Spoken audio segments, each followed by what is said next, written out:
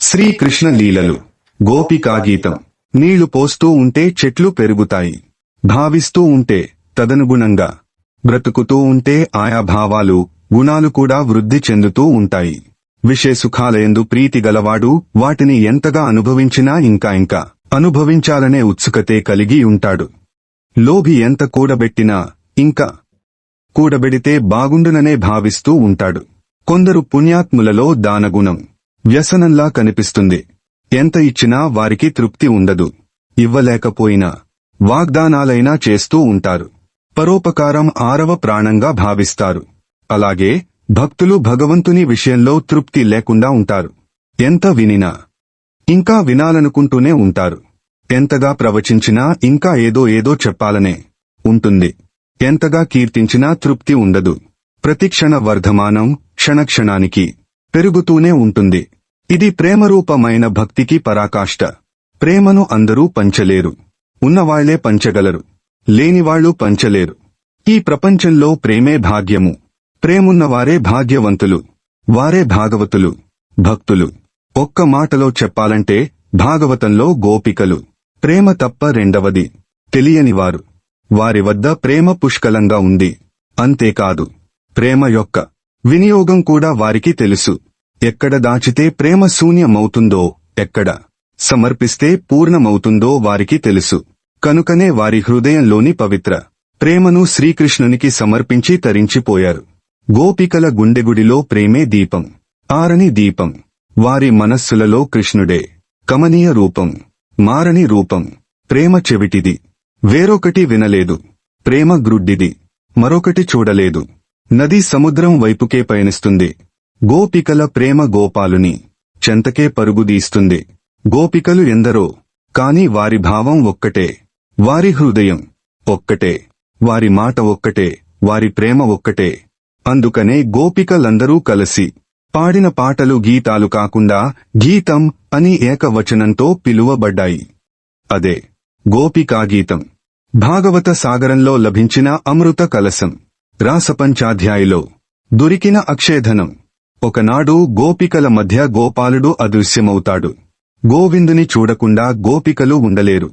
అంతే, వనమంతా గాలించారు. నోరెత్తి పిలిచారు. ప్రేమ పలుకు వినిపించారు. కావగరావా కరుణింపగలేవా, కావగరావా కరుణింపగలేవా.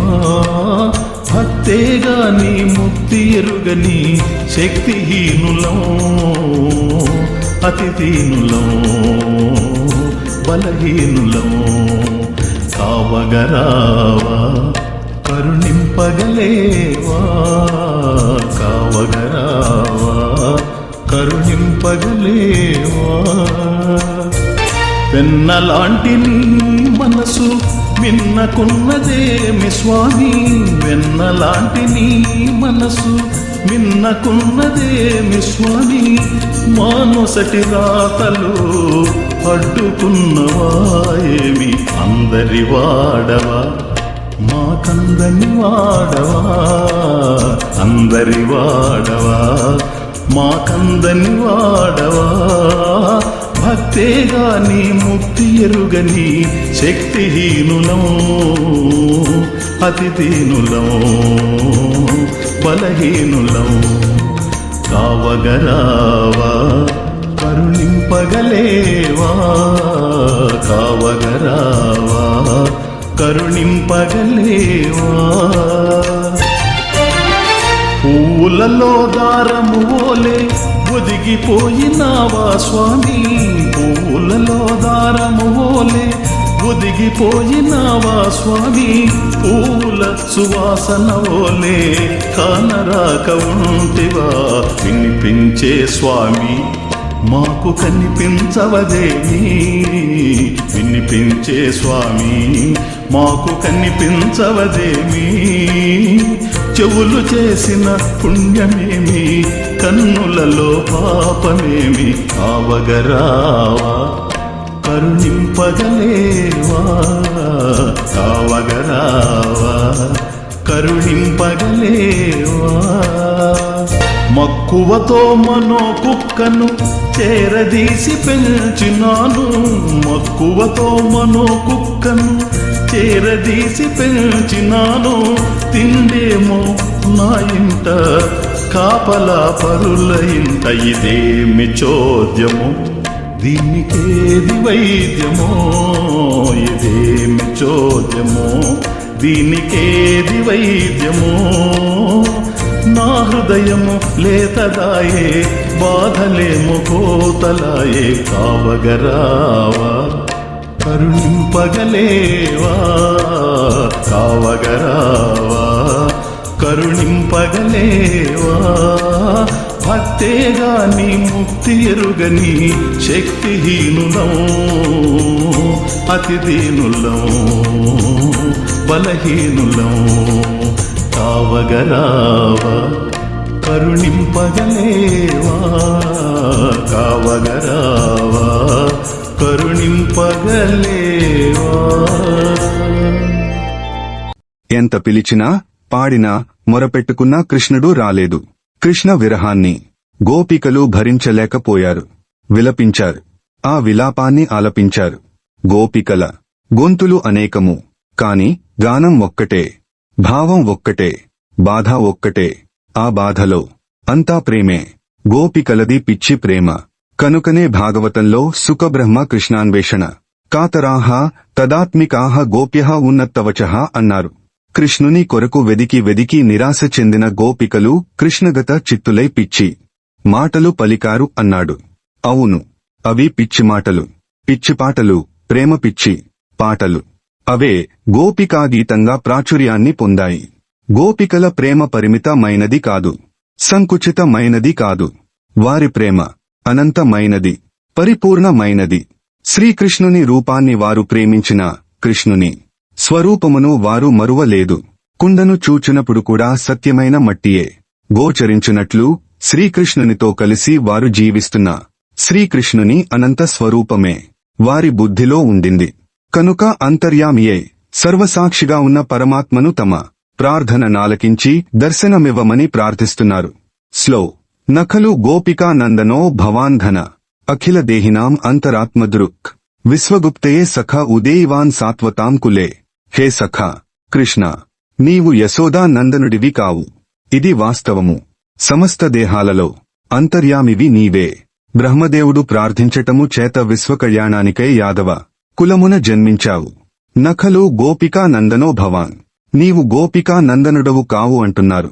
అంటే నందకుమారుడు కాడని కాదు, కాని నందకుమారుడివే కావు, సమస్తములో నిండియున్న వాడివి. అన్ని పాత్రలలో ఒకే ఆకాశమున్నట్లు సర్వప్రాణులలోని అంతర్యామివి నీవే అంటున్నారు. ఇది గోపికలకున్న సర్వాత్మ భావము.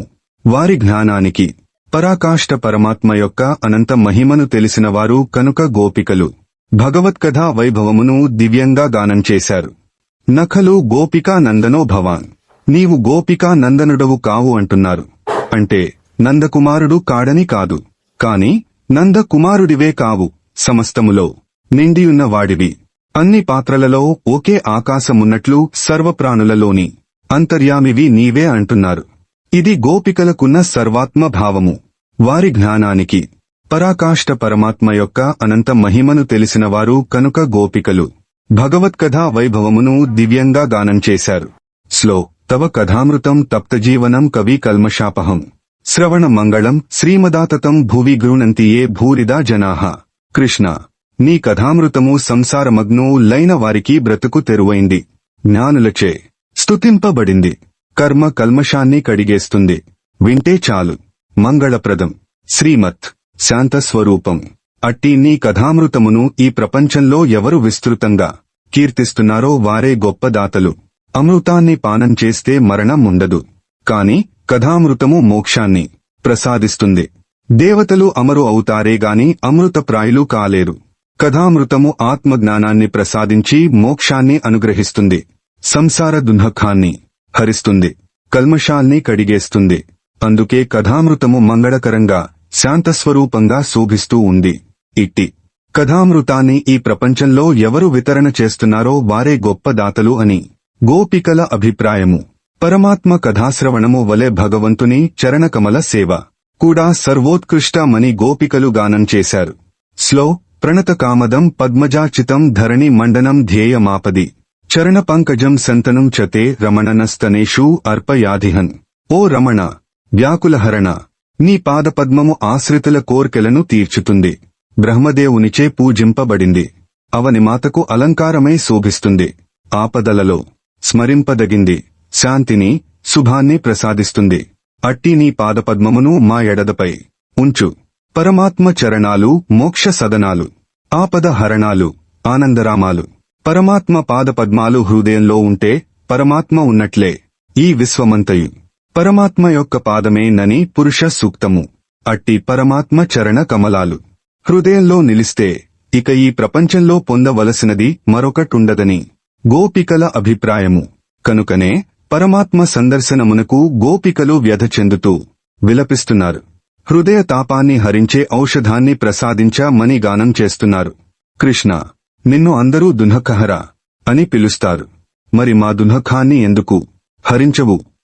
మంగళస్వరూప అని స్తుతిస్తారు. మరి మా జీవితాల్లో అమంగళాన్ని ఎందుకు దూరం చేయవు? మేము యోగులము కాము, రోగులము, భవరోగులము. ఈ రోగాన్ని పోగొట్టే ఔషధం నీ వద్దే ఉంది. అదే జ్ఞానము, ఆత్మజ్ఞానము.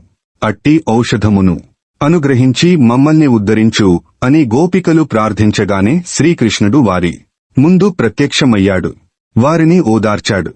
ప్రేమను పంచాడు. ప్రేమలో వారిని ముంచాడు. గోపికల వంటి భక్తిని కలిగిన వారందరూ అలాగే ఉద్ధరింపబడుతారు.